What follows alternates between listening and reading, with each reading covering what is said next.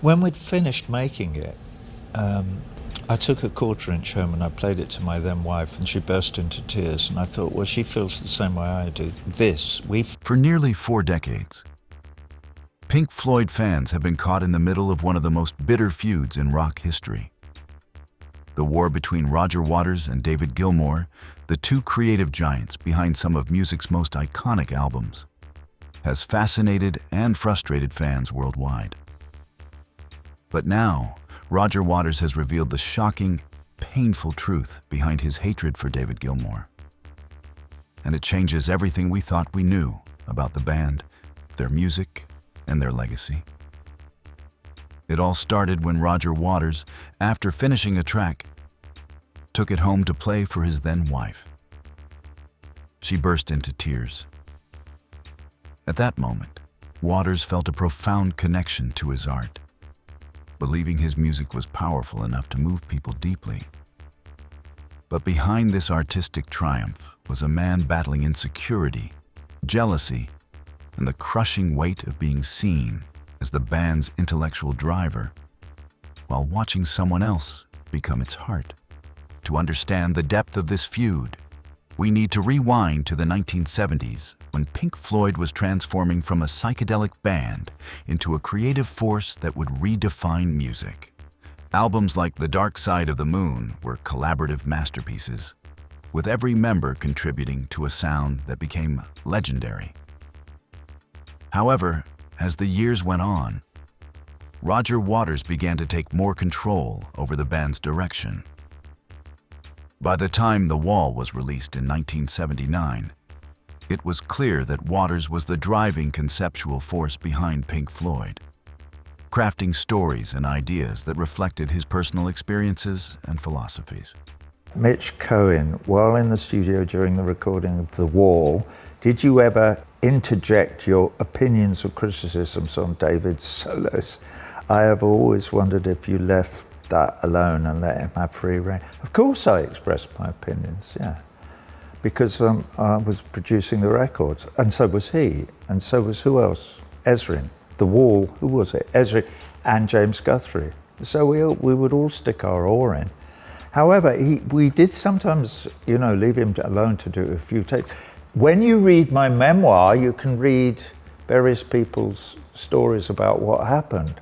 Ezrin has lied through his fucking teeth about it for years and years.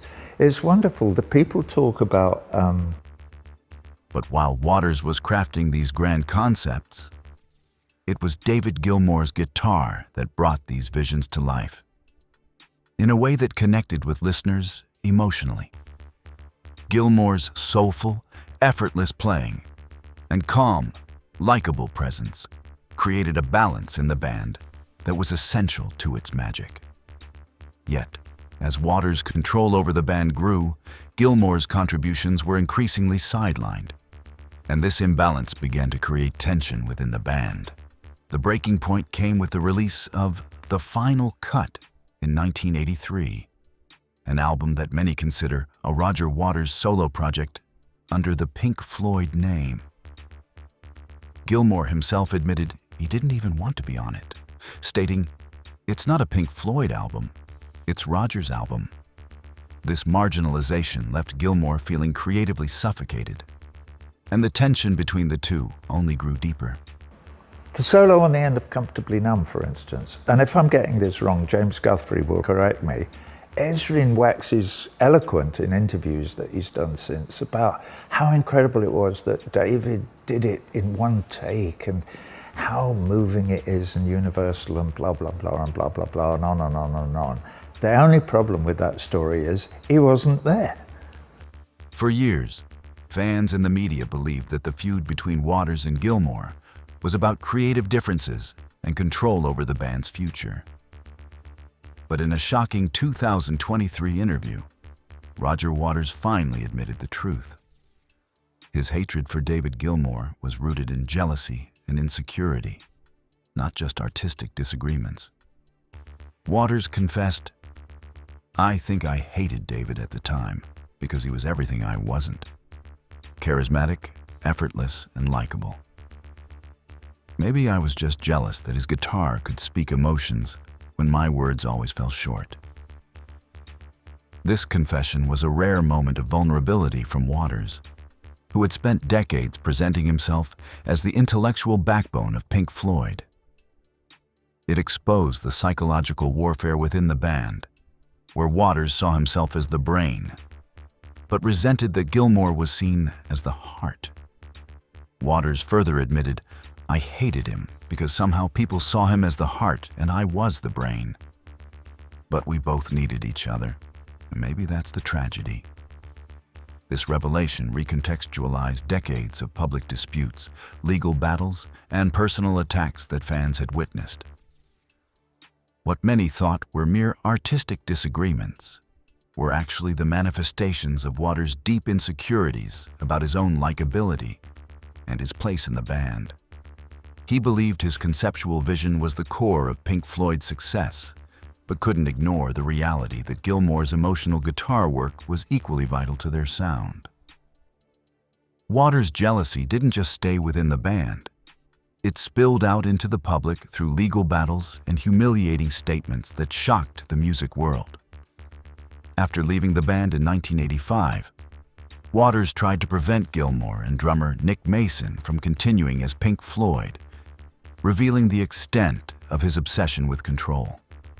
Waters told Rolling Stone, "They ripped off something that wasn't just mine, but it wasn't entirely theirs either. Pink Floyd was over when I left." This statement highlighted his belief that Pink Floyd couldn't exist without him, and every success the band achieved post-Waters was a personal insult to him. The legal fights became deeply personal, with Waters attacking Gilmour's playing as beautiful but emotionless, while Gilmour countered by saying that with Roger, it was his way or the highway.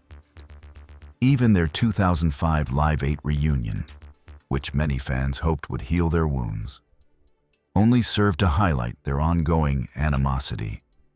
Waters later admitted that while playing together was lovely for the fans, it was uncomfortable for him. The feud took an even darker turn when family members became involved.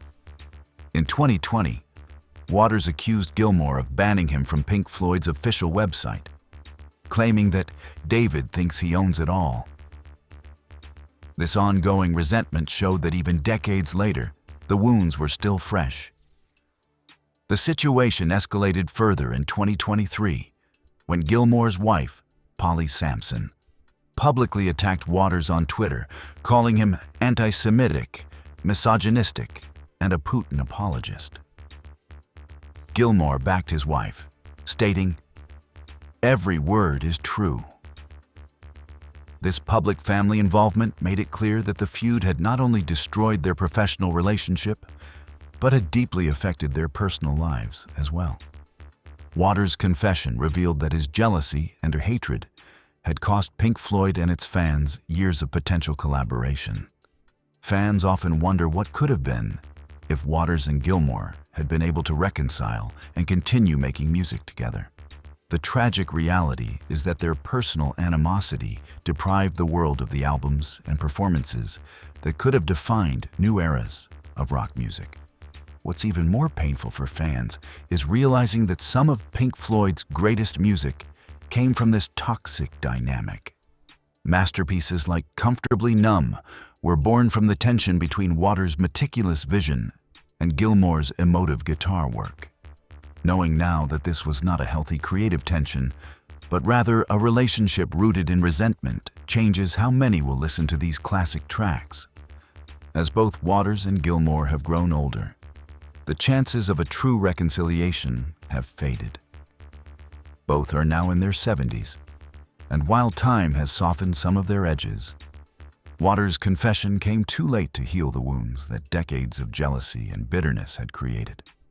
For Pink Floyd fans, the hope of seeing their heroes reunite and create together one last time has been extinguished by the harsh truth of Waters' admissions. Waters' revelation that maybe that's the tragedy captures the essence of their relationship. They needed each other to create the music that changed the world. But jealousy, insecurity, and the need for control destroyed their partnership. This is the painful reality that fans must now accept, that the same forces that created Pink Floyd's most iconic songs also tore the band apart from within. In the end, Waters' confession is a stark reminder of the human cost of artistic genius. It reveals the psychological toll that came with being part of one of the world's most successful bands, and how personal flaws can overshadow even the greatest artistic achievements. Pink Floyd's story is not just one of music and creativity, but also of pride, jealousy, and the tragedy of wasted potential.